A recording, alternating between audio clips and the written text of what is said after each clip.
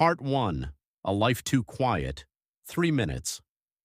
You ever look at your life and feel like everything is fine, but nothing feels real? That was Jessica Hayes.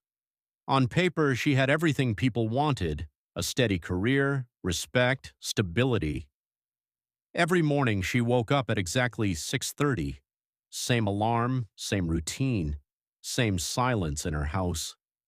She'd stand in the mirror sometimes, not fixing her hair, not checking her outfit, just staring, like she was trying to recognize herself.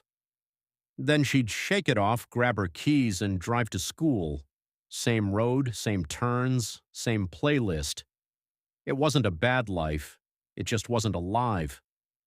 Inside her classroom, she played her role perfectly, confident, composed, in control. Students listened, staff respected her, but none of them really knew her until Carter Stone walked in, late, hoodie halfway on. Eyes scanning the room like he didn't belong there. Most teachers would have written him off immediately. Problem student, distraction, trouble. But Jessica, she noticed something different. It wasn't just his attitude. It was the way he looked at everything, like he understood more than he let on. Their first real interaction was simple. She asked him a question about a book they were reading. He answered, but not how she expected. He broke the story down in a way that caught her off guard. Deeper than most students, smarter than he let people believe. And for the first time in a long time, Jessica felt something: interest, curiosity, something she hadn't felt in years. From that moment on, she started paying attention, a little more than she should have. Part 2. The line they crossed.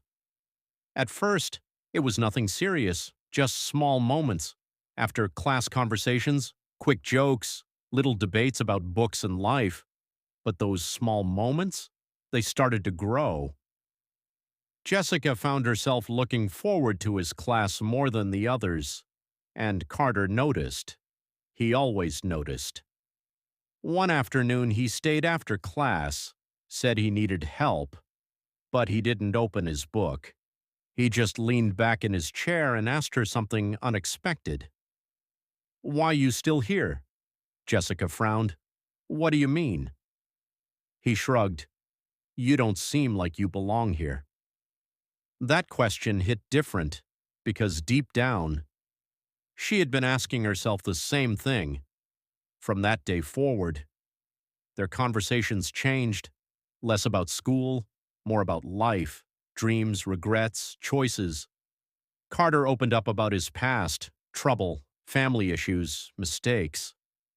Jessica listened, not as a teacher, but as someone who understood what it felt like to be stuck, and somewhere along the way.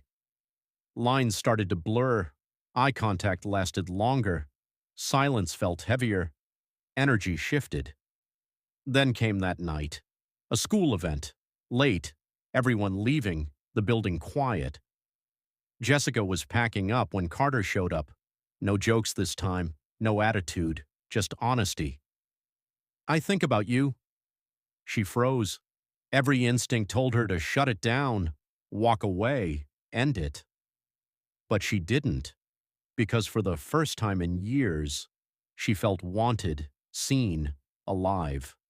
And in that moment, she made a decision, not as a teacher, not as someone responsible, but as someone chasing a feeling she couldn't ignore.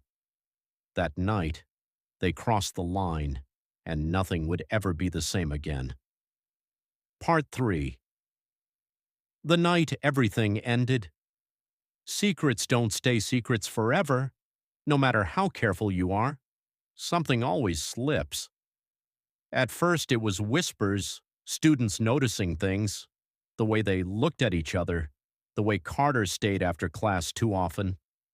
Then came the rumors, quiet at first, then louder, until they reached the wrong ears. One morning, Jessica was called into the office. She already knew. That feeling in her chest? It wasn't confusion, it was realization. This was it. When she walked in, the principal wasn't alone. Two officers stood near the wall, waiting, watching. That's when reality hit. This wasn't just a warning, this was the end. They asked questions, direct, cold, no room to lie. And then they brought up Carter. Her heart dropped because she knew what that meant. He had talked, maybe out of pressure, maybe out of fear, maybe because he didn't understand what would happen next. But it didn't matter. The truth was out. And now, there was no going back. Jessica didn't fight it, didn't argue, didn't beg.